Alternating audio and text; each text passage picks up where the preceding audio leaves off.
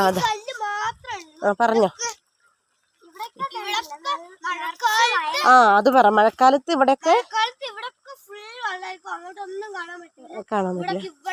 കാണാൻ പറ്റൂലേ? വെള്ളം കിടക്കണ കാണാൻ പറ്റൂലേ?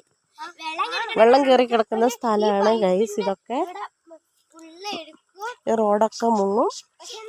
മേലെ നമ്മള് വന്നത് ഇതിൽ കൂടെ. അതാ ഈ വഴി വന്നു. നേരെ അക്കരെയാണ് നമ്മളെ വീട്. ഇതുവഴി ഇങ്ങനെ വയലിൽ കൂടെ ചാടി കടന്ന് മറിഞ്ഞാണ് വന്നത്. ഇപ്പൊ ഫുള്ളും മഴക്കാലം കഴിഞ്ഞതിന് ശേഷം ഇപ്പൊ വെള്ളം കയറി കിടക്കുന്ന സ്ഥലമൊക്കെ വെള്ളം കയറി നല്ല ഫലഭൂയിഷ്ടമായിട്ടുള്ള മണ്ണായിട്ടുണ്ടാവും. ഇപ്പൊ നെൽകൃഷിയാണ് ഈ ഒരു ഏരിയയിൽ. ഫുൾ നെൽകൃഷി മാത്രമാണ് ഉണ്ടാവുക. വാഴയോ അങ്ങനെയൊന്നും അധികം ആരും അങ്ങനെ വെച്ച് പിടിപ്പിക്കാറില്ല. ഫുൾ നെല്ല് മാത്രമാണ്.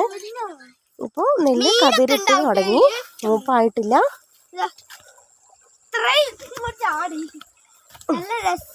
മൂപ്പായി തുടങ്ങിയിട്ടില്ല. അതാ നെല്ല് കതിരിട്ട് തുടങ്ങിയിട്ടേ ഉള്ളൂ.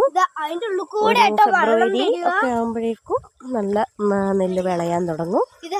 ഇതാണ് ജലസേചന മാർഗം എന്ന് പറയുന്നതാണ്. ചെറിയൊരു കൈത്തോടാണ്.